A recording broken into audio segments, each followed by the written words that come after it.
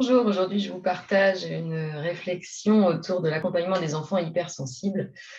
Moi je suis en école à la maison avec mon aîné 6 ans et demi qui est hypersensible.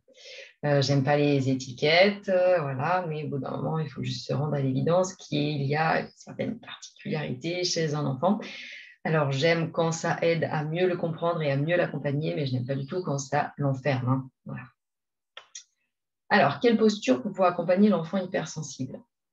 Si on se met dans une posture autoritaire, on va se retrouver avec des paroles, des injonctions, une attitude qui va être très rigide, raide, brusque, et l'enfant hypersensible va prendre ça de plein fouet. Voilà.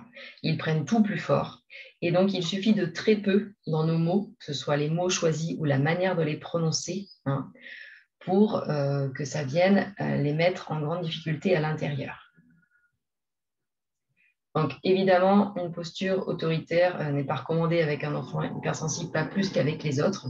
Mais voilà, je voudrais souligner le fait que ça va venir encore plus les brusquer, ils vont être encore plus sensibles en fait, hein, à ce qui va passer par nous.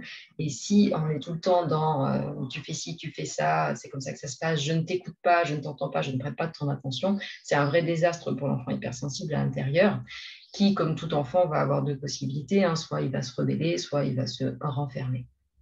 Et donc, en se renfermant, d'ailleurs, on peut passer à côté du fait que ce soit un enfant hypersensible, hein. On peut juste voir un enfant très renfermé. Si une fois qu'on a compris ça ou qu'on a reçu cette éducation, on se dit bah non, moi je ne veux pas accompagner mon enfant de cette manière-là et que sans s'en rendre compte, on glisse vers quelque chose qui va être trop permissif et trop laxiste, on ne dit jamais j'ai décidé d'être un parent permissif. Non, on ne se dit jamais ça. Évidemment, personne ne va dire oui, je suis un parent permissif. Mais par contre, si on est dans une dynamique de se regarder, hein, de prendre du recul, de réfléchir de ressentir comment on est auprès des enfants, on peut se dire au bout d'un moment, ah non, là je suis en train de m'écarter, hein, je suis en train d'avoir une attitude qui est permissive et laxiste, en fait, c'est pas ce que je voulais non plus. Et donc, quand on est là-dedans, ça va poser trois problèmes principaux. Alors, l'enfant à qui on ne pose plus de limites ne peut plus décharger. Enfin, ça va être encore plus difficile pour trouver des moyens de décharger. Puisque un grand intérêt de poser une limite, en plus de lui apprendre ce qui est OK et ce qui ne l'est pas, hein, avec soi, avec les autres, eh bien, c'est de permettre à l'enfant de venir décharger. Et souvent, quand l'enfant va venir, on a l'impression de chercher des limites, il nous fait un petit drapeau qui dit j'ai besoin de décharger de mes émotions, ça ne va pas à l'intérieur, je suis déconnecté. Voilà. Donc, si on ne pose plus de limites, eh ben, on ne permet plus ça.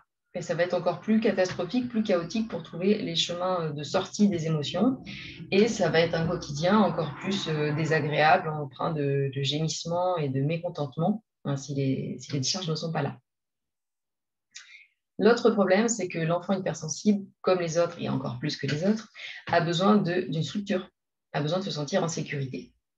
Voilà. Et donc, si on lui apporte plus ça, qui sent qu'il n'y a plus rien sur quoi s'appuyer, qu'on n'est pas un roc solide, eh bien, ça le met encore plus en difficulté.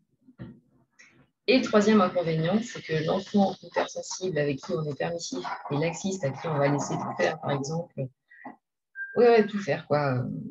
Tous les jeux vidéo qu'il veut, tous les écrans qu'il souhaite, voilà, eh bien, en fait, il va dériver vers des choses qui lui font du mal. Et vu qu'il est très sensible, il va être sensible à ces énergies négatives, il va s'engouffrer dedans et les ressentir encore plus fort et s'emmener dans une spirale. Voilà.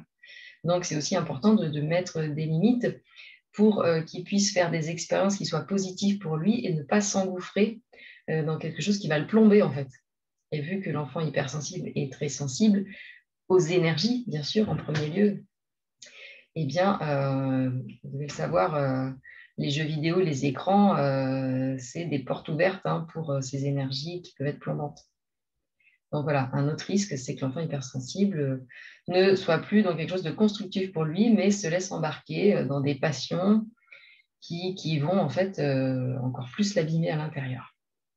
Voilà, c'était ma réflexion sur le sujet pour aujourd'hui. Donc, bien sûr, il ne s'agit ni d'être autoritaire, ni d'être laxiste, ni d'être un peu entre les deux, puisque finalement, c'est très dur d'être 100% l'un ou l'autre.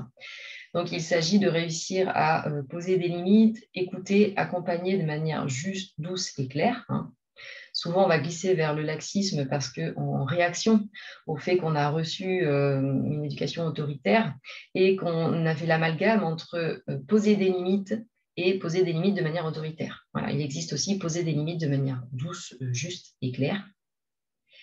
Et il existe voilà, la possibilité, une troisième voie, hein, qui sera ni l'un ni l'autre, ni un mélange des deux, mais vraiment une recherche de justesse. Et c'est important avec chaque enfant, bien sûr, mais avec les enfants hypersensibles, c'est comment dire, quand on est au quotidien avec eux, voilà, comme c'est mon cas, en plus en école à la maison, c'est vraiment une recherche importante qui est là et qui est notre défi, quoi, à nous, hein, de parents ou d'éducateurs, d'instituts, tout ça.